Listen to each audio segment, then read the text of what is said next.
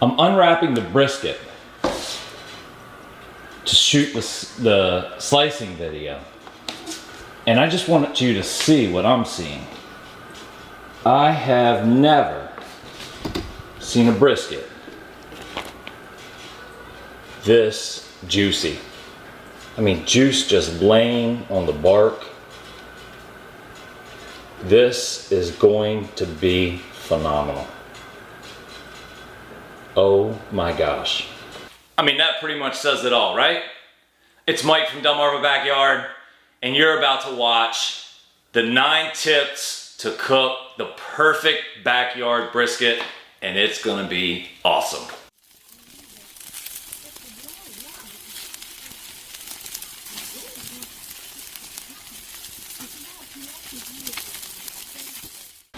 We have a 14.5 pound brisket, $5.50 per pound. And what we're gonna do is we're gonna go ahead and trim it up, get a lot of these hard fat layers off.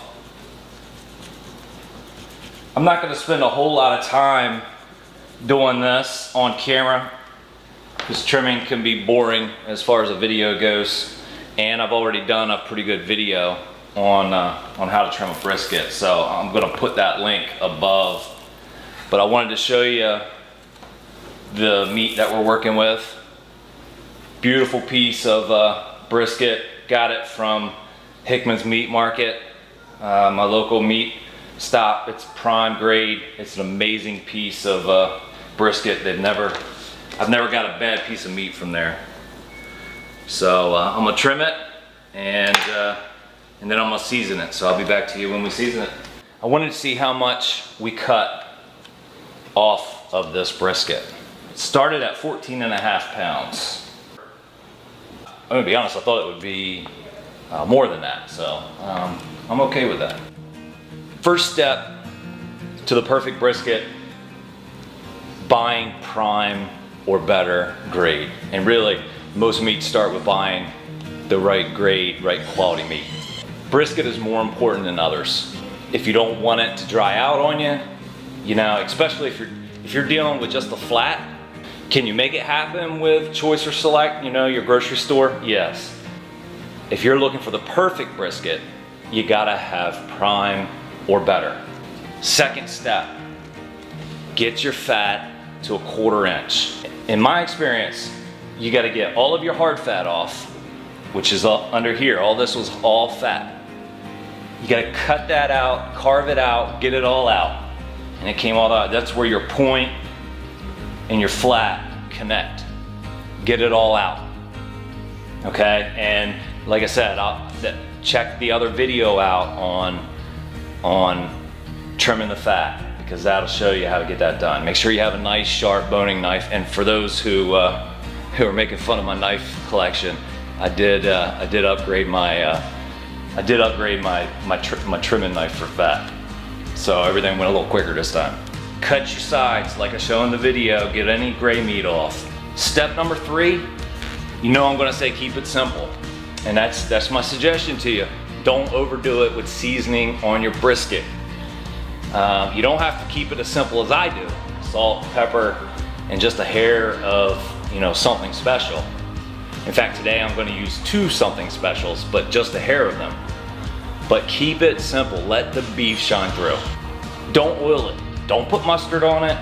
I think it blocks out the smoke ring a little. The meat has more than enough moisture to accept whatever rub you're putting on. If you just take your time with it, pat it in,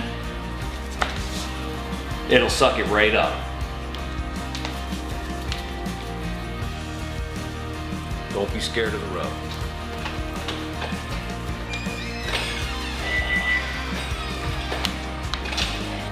My rub is a little more than half pepper to salt, and then some Stubbs barbecue seasoning.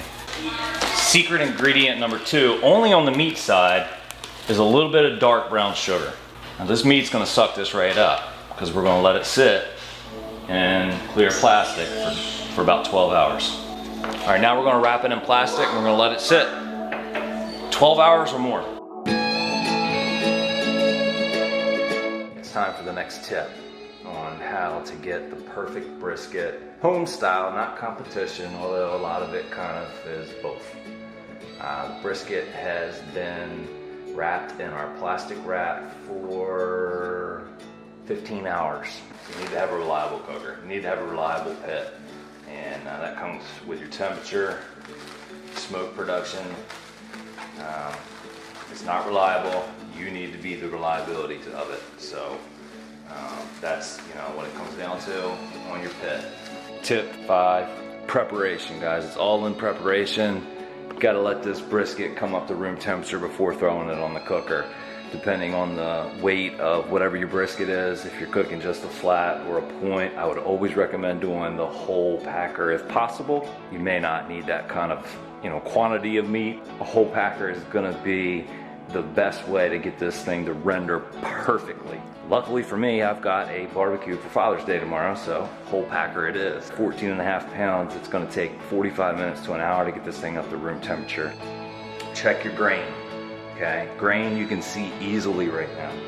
Muscles, you can see, are all running this way. It's very important because when you go to slice this thing, you wanna cut across the grain. It gets much harder to tell which way the grain's running. What you want to do is cut a little chunk right here. And now what I have is when this thing's done, I'll know this is where my slices go. Right here, just like that. Step number 6, inject it. I'm using 32 ounces of beef broth, 3 tablespoons of butter, 8 ounces of apple juice, and 2 tablespoons of Worcestershire sauce. Into the grain, work a little pocket, and watch it swell up a little bit. Be careful about it squirting out. Inject as you're pulling out. Now when you're near the edges, you're gonna get a lot more that tends to spray out and come out. This will pay you big dividends. Keep this thing real moist.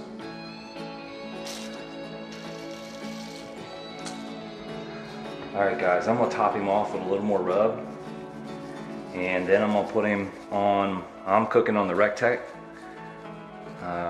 I'm going to go at 225 for about 10 hours. And then I'm going to raise the heat depending on what temperature the brisket's at. This is going to be an overnight cook for me, but the best way to do brisket is low and slow.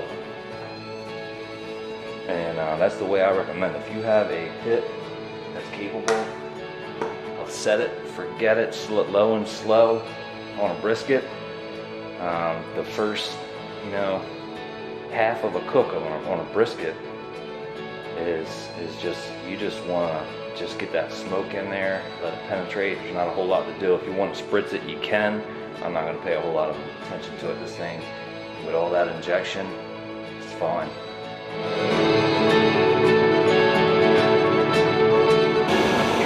8.5 hours in.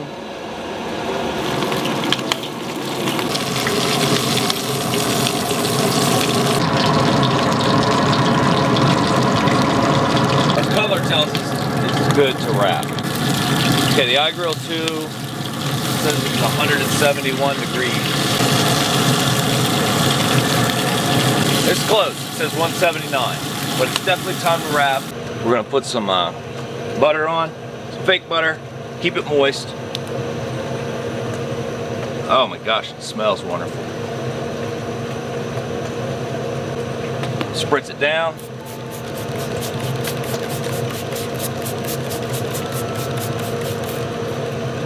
Now we're gonna wrap it in butcher paper nice and tight.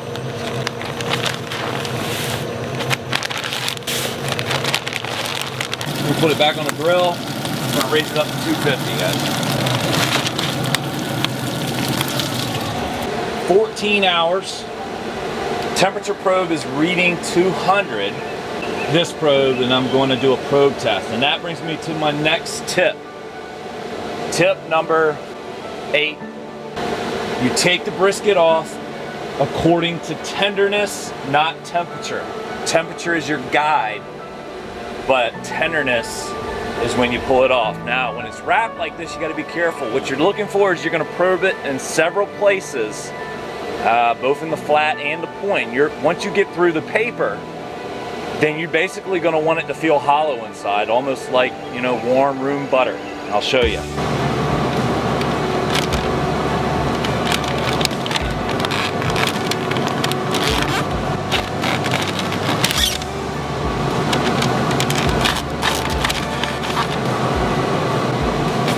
Yeah, we're there. We're going to go ahead and pull this brisket off, and we're going to let it rest. And that is the last tip, guys. The last tip, tip number 9. Let it rest for at least an hour, just staying wrapped, just how you take it off the grill. I just took it straight out of the pit, put it on a cookie tray so that and there's going to be a lot of juice there, that is leaking through will sit in the tray, and that we're just going to let it sit there for at least an hour. You don't want to continue to cook it. You don't want to dry it out. You want it to start coming down in temperature, but you want it to do it slowly. You want those meat fibers, those tissues, those tendons, you want them to start cooling down and stop cooking, but you want it to do it very slowly.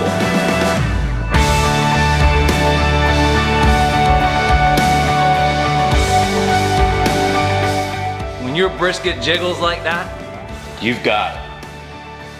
Beautiful bark. I mean, perfect temperature, perfect tenderness, perfect bark. Everything about this brisket went perfect. Everybody at your gathering, or whoever's gonna eat it, is going to be wowed. If you'll remember, this is the little piece that we cut off the end. That tells us where to slice. Oh man, you can just tell just by touching it. It is just so tender. So tender, guys.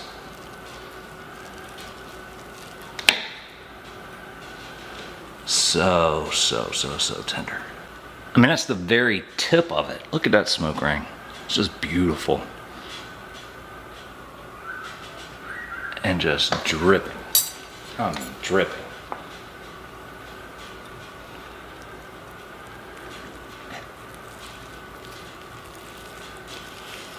Woo!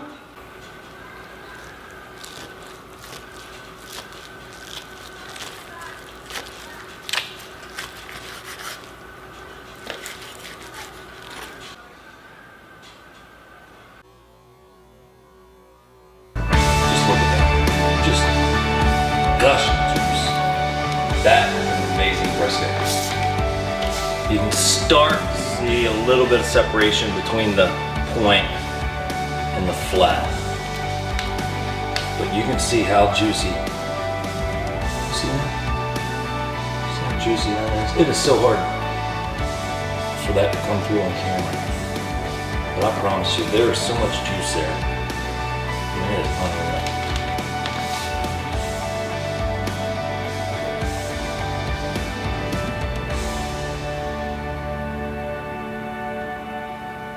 I can't begin to explain to you how phenomenal that brisket was. It was a Father's Day cook, and it turned out amazing. We had our family and some friends over for Father's Day, and that brisket was absolutely, I mean, it was great. When you hit it, like I hit this one, man, that's what makes it all worth it, guys.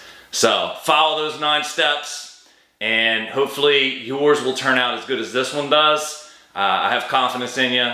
That's what it's all about. So get out there, get your pits rolling, keep the smoke going, and I can't wait to see you next time.